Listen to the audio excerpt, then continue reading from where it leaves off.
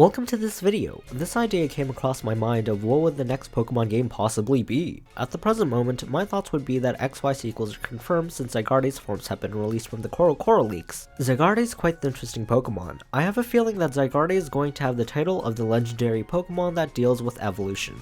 You know how Xerneas has life, Yveltal has death, then Zygarde has evolution from all of its forms. More specifically, that Zygarde's self form looks eerily similar to a fresh flatworm.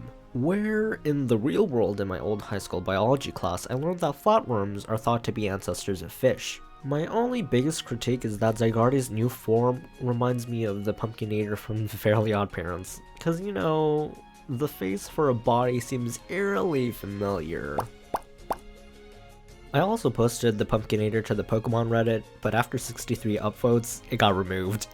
So if you ever try to do that, make sure to include the new Zygarde form. But I'm not really going into details of my old high school biology class because of the Norse mythology references that Game Freak uses. Spectre has a great video that can explain one of the forms embodies a dog, and I implore you to check it up. I'm so freaking thankful that he has the time to research Norse mythology because I don't like reading unless it's manga. Other than that, some Pokemon haven't been released yet, like Volcanion. Not only that, they've been saving the Mega Evolutions of the starter Pokemon to the Legendary Pokemon, main Legendary Pokemon, Last Lot Elite 4 Pokemon, and many more to come. Right now, I have mixed feelings on whether they might follow up with a remake/sequel because it's very predictable that they'll inevitably recycle the game. No, literally, I'm serious. If you check how Ruby, Sapphire, Black, White went in product sales, you'll see how much Emerald, Black 2, White 2 went in product sales. Not really good. I have a feeling that they're not going to make that mistake again, cause a recycled game with upgrades isn't as fair as releasing the first one as a sample. Maybe they'll break the meta and create a Pokemon XYZ, but I don't know what it's going to be about. I also don't support the creation of Delta Emerald, because I'm pretty sure that the Delta episode was good enough. Anyways, I find it reasonable that Game Freak will release a minimum of 4 Pokemon titles that will run on the 3DS. So far, they've released 2 titles, and we have yet to figure out 2 more. Ironically, that's all I can think of with evaluating the XYZ and Delta Emerald speculation. Moving on to explain how I added 2 and 2 together to figure out which could be the other possible game, it kinda happened to me while I was researching the next possible Mega Evolutions from this video. To explain, this is extremely crucial information that helped me decide what game they would make next. The pseudo-legendary megas are literally dead giveaways that can explain if a remake or sequel can happen, but I have to evaluate them. The game directors have to release at least one pseudo-legendary mega each game that they have. The reason why they must do this is because stat-wise, they're powerful, and that they're frequently used for changing the meta in competitive battling. So if a XYZ, sorry I'm Canadian, were to happen, the pseudo-legendary mega would be Goodra because it's convenient. I also had to evaluate between Hydreigon and Dragonite. For Hydreigon's case and Unova for Gen 5 sequels, I just have a feeling that it's way too early to create a sequel for Black 2, White 2, and the plot wouldn't make as much sense with XY. For Dragonite's case, Kanto has its perks with its relation to the Mega Mewtwo's and the starters, but considering that they've already released 15 Gen 1 Kanto-based Megas, I don't think that a Gen 1 remake is going to happen yet, cause they've released way too many Kanto Megas and they throw them under the bus by releasing them. Which would lead me to either choose between Johto or Sinnoh. I can choose either Mega Tyranitar for Gen 2 remakes or Mega Garchomp for Gen 4 remakes because the Mega that will be implemented in either one of those 2 remakes will have Dragonite as the Mega that will take the pseudo-legendary spot. So I had to compare both of them and I was like, okay, I gotta outweigh the pros and cons here. Is Dragonite's pre-evolution obtainable in Johto and Sinnoh? Gen 2? Yes. Gen 4? Yes. Is this relevant to XY and Oraz with Looker's plotline? Gen 2? Nope. Why would he want to be there? Gen 4? Yes. But this time he'll arrive from Oraz with amnesia. To be honest, I just chose Gen 4. They could probably adapt a plot to have Dialga, Palkia, and Giratina revert it to some form like a true creator/origin form because Cyrus made those legendaries into a pulp with his Mega Weavile, then somehow after the legendaries use their signature form move, they'll create a giant tear in the space-time continuum where the player has to save the day. Sounds fun, right? Wait a second, isn't Looker supposed to intervene with all of this, like aid the players with items in the pursuit of taking down Team Galactica? It's too bad. Looker has amnesia and the trainer was probably too late to stop Cyrus from creating the new world that he desired. I personally think that Gen 4 would be possible from a variety set of reasons. This game is marketable since it was the highest contender that sold the most product. Diamond and Pearl sold the most copies in the entire DS handheld franchise with 17 million copies. They've invested time into secret base programming, which could be implemented into Sinnoh Underground secret bases. They've invested into contest programming, which could be implemented in Sinnoh region contest halls.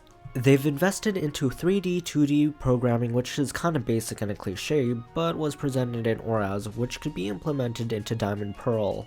Next up is the Poke Radar. I don't think the Poke Radar was meant to be used in the Kalos region because they didn't supply the player with a Poketch. I think the Poketch might be able to fix the Poke Radar for once because the Poke Radar was meant to be used in Diamond Pearl Platinum since it originates from there and the new mechanic is not fun at all. Well, for me I guess. So much hate, right? In the Pokemon XY soundtrack, they also have Jubilife City orchestrated. They've known from the beginning. How about a song, Jubilife City?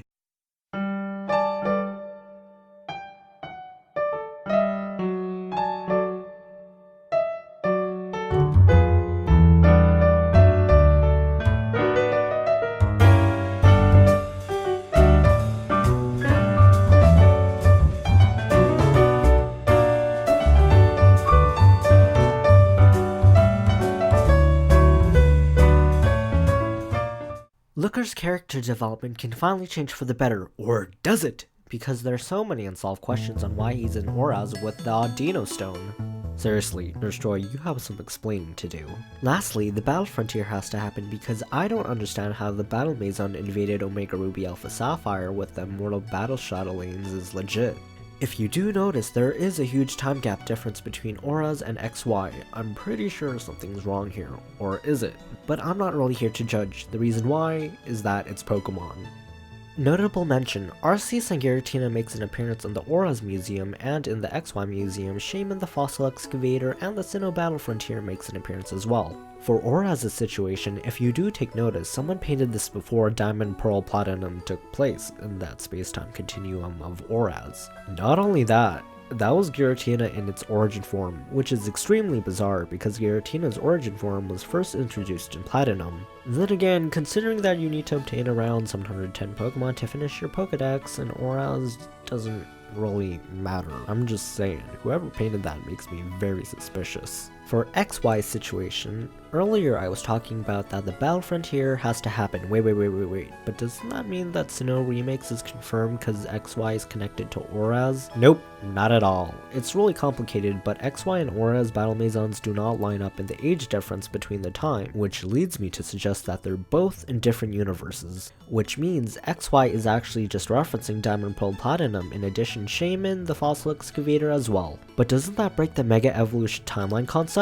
Not really. In the recent events of Pokemon, they have a gym leader saying Lucario was the first Mega Evolved Pokemon, but then another group with Dragonids say that Rayquaza was the first Mega Evolved Pokemon. I don't really know anymore if anything's canon. I'll probably have a video out explaining how Looker is involved with Mega Evolution. Rounding up the museum, notable mention is that I'll just say, people say you can enjoy art any way you want. Wrapping this up means that Sinnoh is just on hiatus. They've been hitting left and right, and now it's time to be hyped for the upcoming announcements for 2016.